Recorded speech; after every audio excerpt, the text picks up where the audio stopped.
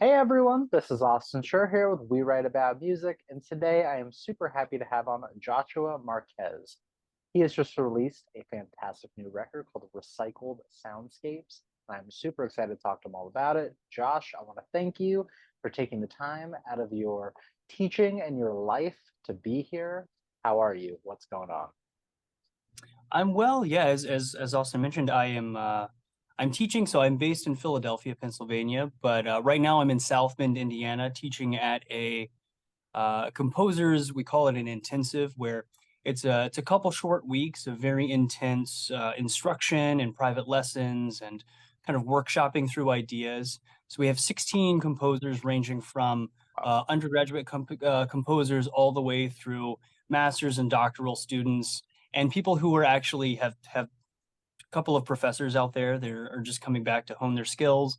And so, yeah, it's a lot of fun. I do this every year. This is my 10th year doing this. Oh, And wow. I find it really, inspiring when I'm exhausted when I walk away because they're like 14-hour days. But Oh, yeah. um, this is like but one of a couple of afternoons I have like a couple of hours of a break. So I'm Nice. excited to talk about music, still talk about music. I'm in that Yeah. mindset. But it's a lot of fun to like look at a lot of music, engage with a lot of music, and kind of uh, think critically about music and composition and the songwriting and the compositional Yeah. process. Um, so yeah, I mean, maybe this is a good time to have this discussion since I'm I think it's kind of the perfect time. I was going to say yeah you're fully immersed in the world of music right now, so let's keep the conversation going. yeah So you're gearing up right now to release this record, and obviously I've taken the time to listen to it. And the first thing that I will say is for anyone that's going to listen, listen on a nice pair of headphones because there is so much going on. It's an instrumental record, and I feel like even using the word experimental doesn't even scratch the surface of what this is. Um, and so, yeah, normally the first thing I ask is like, what's it about lyrically? But there are no lyrics. So I want to hear from you, like, I guess what was the inspiration behind creating this? How did it come about? And just, yeah, let's just kick it off there. sure yeah great question. So I actually have a copy of I have several copies with me, but this is Sure. the album in question. It's called Recycled Soundscapes, and I composed it and recorded it last year, and forgive me as I go on this kind of ramble, Please but ramble away. I'm okay, serious. yeah, it came about through this artist residency I did at this place called Revolution Recovery, which is a recycling center, commercial recycling center in Philadelphia, in Philly, and they have a program there called the Recycled Artist in Residency, or RARE, as I may refer to Okay. it casually. So I was one of the artists in residence last year, and so I spent kind of the spring and summer and early fall months um, doing some field recordings, engaging with workers, engaging with the space. And as you can imagine, and you've listened to the record, there's a lot of kind of mechanical sounds of people Yeah. sorting materials, uh, the mechanical sounds of the machines working. Um, there's more field recordings of just like tiny little moments of things being sorted and dropped and broken and placed into the right place and things being crunched. And I took a lot of inspiration from this. So when I was awarded the residency, this is kind of the project I proposed, is to create an album of music that has the theme of recycling or the theme of like the waste stream. So the idea of things being thrown away. Sure. So these are sounds that we don't normally we listen to, we hear them, but They're we very don't truly listen to passive. them. Yeah, they're just Yeah, passive I mean, life they signify sounds. something. We hear Sure. a dumpster backing up and dumping, Yeah, stuff into a big pile of like a landfill, sure. and we have an association with that, but we don't really listen to the intricacies and the beauty of it. So it was my goal to utilize everything in the waste stream. So everything from the microphones that I used to the recording devices that I used came from the waste stream. So I had a lot of reel-to-reel kind of quarter-inch tape, old school Sure. thing people were throwing away, a lot of cassettes and cassette decks that I used, but all the way down to microphones that were some of them were perfectly fine. They just ended up in the Just landfill. there. Somebody Wow. got tired of them, or maybe somebody passed away and their relatives just threw everything out. Yeah. So I'm sifting through all of this garbage, quite literally. And some of the microphones are broken, but the quality is kind of interesting. Maybe it filters it in a certain way, and I utilize that. Okay. So I gather all of this material, and then it's up to me to take it home and take this tape and digitize it and stretch it and compose music and harmonize with it, carve Yeah. little melodies out. I didn't cheat, I found some instruments in the waste stream, a lot of children's instruments actually Oh, that are in there. So the melodies you hear may be from um, some kind of old children's percussion instrument or a toy piano or a kind of a cheap synthesizer that somebody yeah. threw away. Some guitars that are in there that don't really sound like guitars, so maybe I shouldn't say that. Um, Things that are more typical instrument making Yeah. devices. So through the process of gathering the material and finding a space to carve it out, I then wondered, how can I recycle the sound back into the dump? you know, Sure. so on the back cover of this album, there's a big picture of a 40-yard dumpster, and what I did was halfway through the residency in the summer, about 1 year ago, um, I took these little sound exciters and I put a couple dozen inside the dumpster. Okay. And then I created a composition and I performed it live. So I didn't use any speakers. I turned the dumpster into a speaker through a little vibrations Wow. and magnet. Yeah.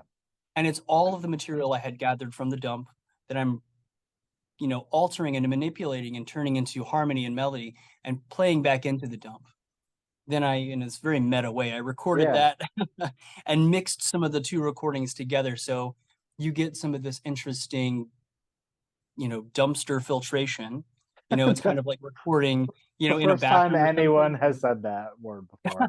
100%. Maybe, I don't know. um, yeah. And so it's kind of a blend of those two recordings. And the album has two tracks, if you will. It's two sides of the record. I see it more as like one long piece, one Sure. long track or something. But I did divide it, I mean, for practical reasons, for two sides of the record, but also it's a smooth transition. And on the record, it's not quite that smooth because I did have to find a place to break it. But the first track is called The Sorting Line, and that's where the workers and the employees and the machines are working to sort materials, wood from metal, from, landfill materials. And I thought that was really interesting and rhythmic, and there was some interesting droning going on there that I harmonized with. And then the second track, which is the B side of the record, is called the Tipping Floor. And that's the actual kind of landfill Yeah. area where the dump trucks are backing up and dumping the material onto it. So it's a little bit more growly and industrial. Yeah. I rather like the second side a little bit more than the first side, but that's also where I was able to salvage a lot of raw material. Like there's a good bit of piano sounds on there that are synthesizers that I found, Sure. and I took it right from the tipping floor. So in many ways, I tried to stay consistent with moving as a narrative from the sorting line to the tipping floor, um, and just use the materials that I found in each of those locations to create the music. I know that was a long kind of rant, but No, listen, it's the exact answer that I wanted because listen, all day long, like, I talk to people about their music and it's like it's either straightforward rock music or pop music. And I think one of the most difficult things about making music nowadays is like, how do I stand out from the pack? You know what I mean? Production has really taken off where you can sort of infuse sounds of the past and this and that, but at the same time, like, and I sincerely, wholeheartedly mean this. It is so difficult to like pique my attention nowadays when it comes to music because I'm just constantly ingesting new things. This so stands out in such like an organic, beautiful way. Like you really took something that is just happening in the world around us and you made music out of it. And it's commendable, like as an like it breathes art.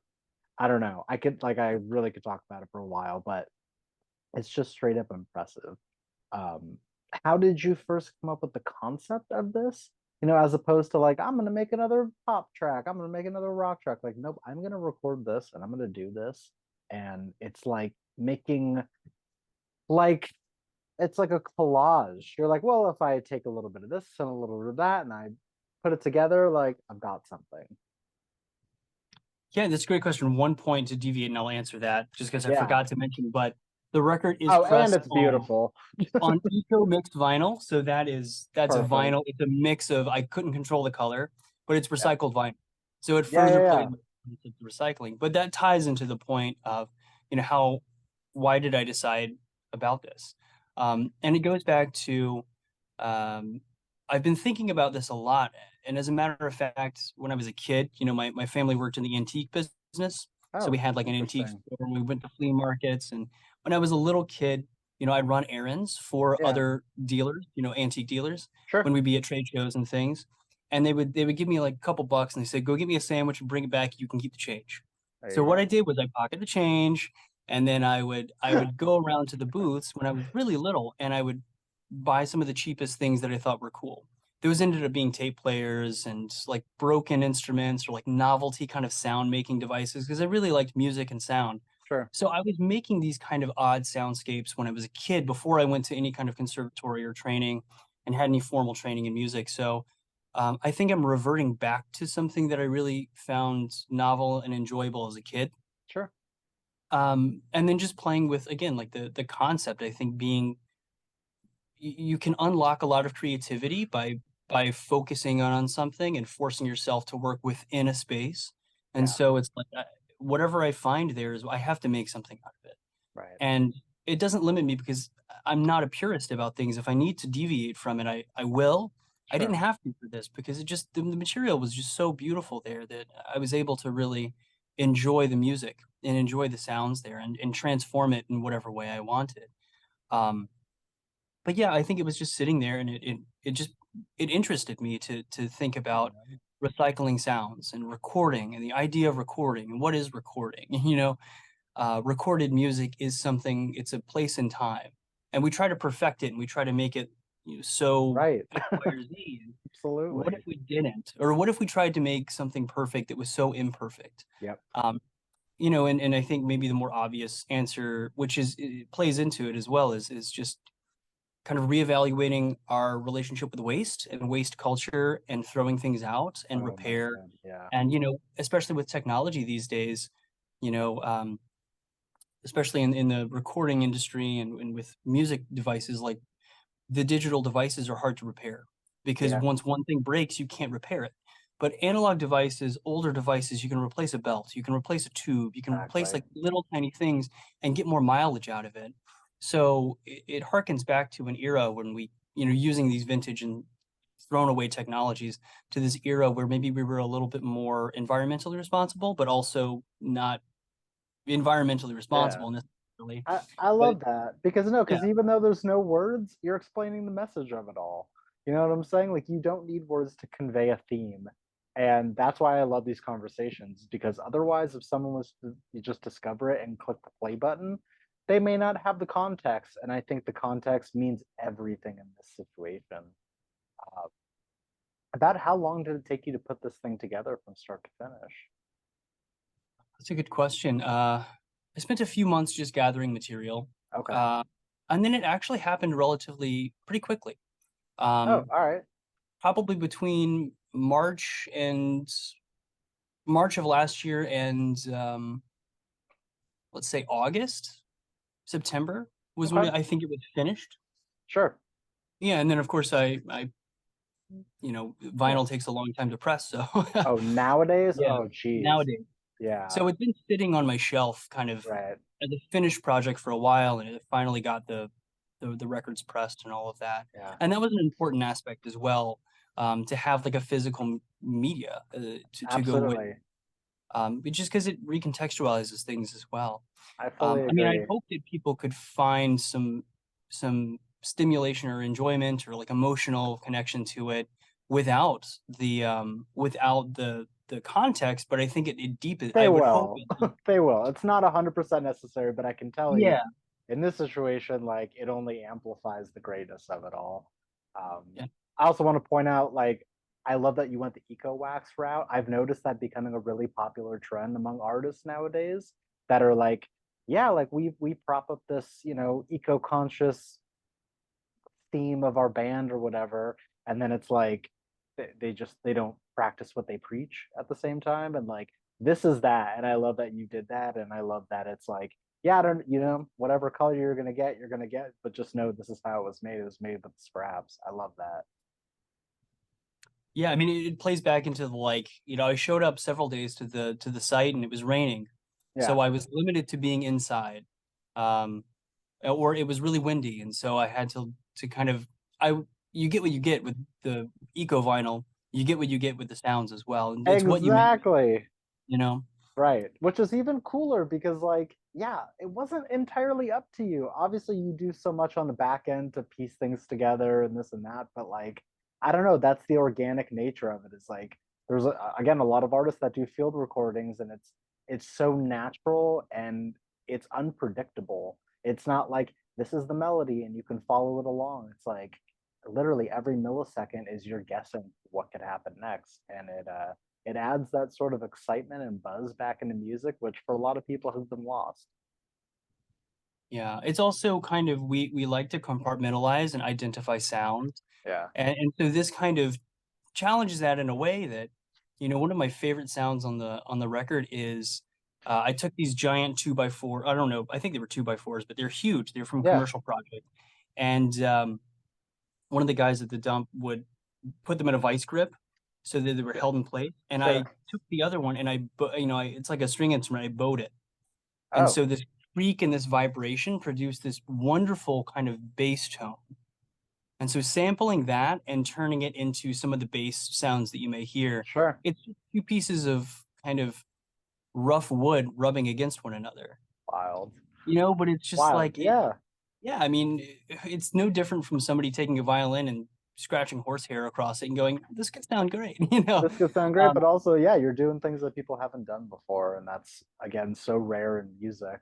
Um, Another thing I really want to know is, and I don't want to take away from this record too much. A question that I love to ask is like, are you looking to experiment in the future with your music? And I think in this scenario, like you've not necessarily maxed out the experimentation. I suppose the new question could be, are you maybe going to go back to something more traditional in the future? sure, yeah, I released a record earlier this year called let me see if I can remember the title. It's a tough title to remember the correct order. It's Words Sure. Replace Ghosts Replace Bodies. Okay. And in many ways it sounds more traditional. It has more Yeah. harmony and melody than this one. It also utilizes field recordings, but also instruments as well, Sure. more conventional instruments. I release quite a lot of guitar music, solo guitar work. That's pretty, I would say, conventional, even if the harmonies and the melodies are a little bit Yeah. more adventurous and avant. It's using conventional instruments, or Okay. instrument is maybe is the best way to put it. And then I compose a lot of music for, concert music for orchestra and chamber Yeah. Of music. Again, maybe a little bit more adventurous in terms of harmony and melody and course. sound, but utilizes, hundreds of years, instruments that are within the tradition of hundreds of years. Right. So, Totally um, understand. yeah, I mean, Awesome. I'm constantly trying to merge these two. So a lot of the projects that I'm doing coming up utilize some kind of experimental electronic augmentation to an instrument where I'm Okay. performing cello and guitar live, or recording it live and kind of processing it through these technologies and things. Yeah. I'm, I'm struggling to really marry the two ideas, even though I think I've been doing it. I haven't done it quite. I'm happy with the results, but I'm never happy with Yeah. the results. I always want to push it or I pull it back understand. some way. And you capture a moment and you're like, I have to just let it exist. But then Yeah. you're like, I could make that better, I or agree. that kind of didn't work. And that's why artists release multiple things. Otherwise, the first thing they release would be it. Yeah, You I know, agree. I happy. mean, you strike me as a person where the creative brain never stops. Like whether it be, I mean, truly anything. Like, you know what I'm saying? Like you hear something that could be music, or there's a project happening, got to work on it. And I mean, I don't know if I'm right or wrong, but I get that feeling from you. Yeah, I think so. I think I always relate this to. I'm actually wearing a Thrasher shirt today. Yeah, Like skateboarding, with sure. skateboarders. looking at architecture, looking at curbs and benches and rails, and seeing if it's possible. What's possible on this object, on Yeah, this kind of thing, this obstacle, and seeing things like hostile architecture, right? On benches where sure, they prevent skateboard, things like that. exactly, Um, yeah, how do you work around it? Is there a workaround? Like there's always something yeah, in the creative brain, totally, whether it be in an athletic pursuit or a sonic sound pursuit, or writers constantly writing of course. words and things like that. That's a Yeah, great I think connection. I never even realized that the two could be so close together, but they are. When you put it like that, like they truly are. You're always making that connection. And is it possible? I don't know. Let's find out. Let's find a workaround. That's a beautiful thing. sometimes it's passive and you're not really conscious of it, and you go, Yeah, but I that's the guess way that's you're possible. wired. That's the way Yeah. you are. Like it just you become that person. And yeah, again, like you're an artist in any medium. I think people think like that in a way. Yeah, I think so. We'll see. I don't know. I have a couple more questions for you. I want to know because I guess we're officially in the back half of this year. What is this year looking like? What else is on the horizon, if anything? Yeah, no pressure if there isn't. Yeah, that's a good question. So, actually, last October, I had a daughter as my first kid. So, Oh, the, congrats! That's huge. thank you. So the beginning of this year was a little slower because I just I moved things to the back half of the year. So I just Sure, had some time to just transition to a new era of my life and just sure, enjoy being with my daughter. of So course, this is kind of, I mean, teaching here, but I've had a couple of performances earlier in the year, but really everything kind of is backloaded for me in this year sure, because it was just one of those things of like, if I can move it, I'll move it so that I find my footing, and I'm still finding my footing with this. But sure.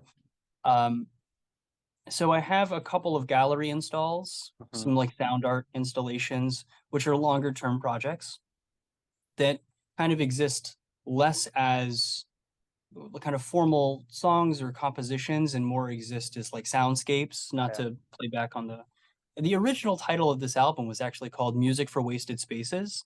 And it that's was not a kind of bad title either.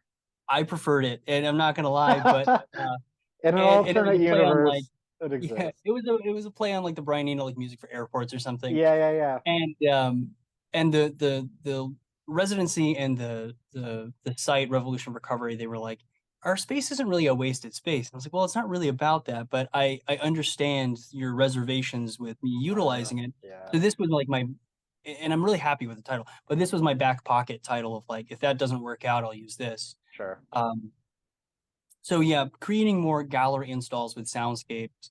So I have a couple of those in Philly coming up, and some more performances, some improvised performances, and some kind of electronic performances where I do this kind of stuff on the fly with pre-recorded material, and I'm mixing it, and it's almost like a DJ set, but Sure.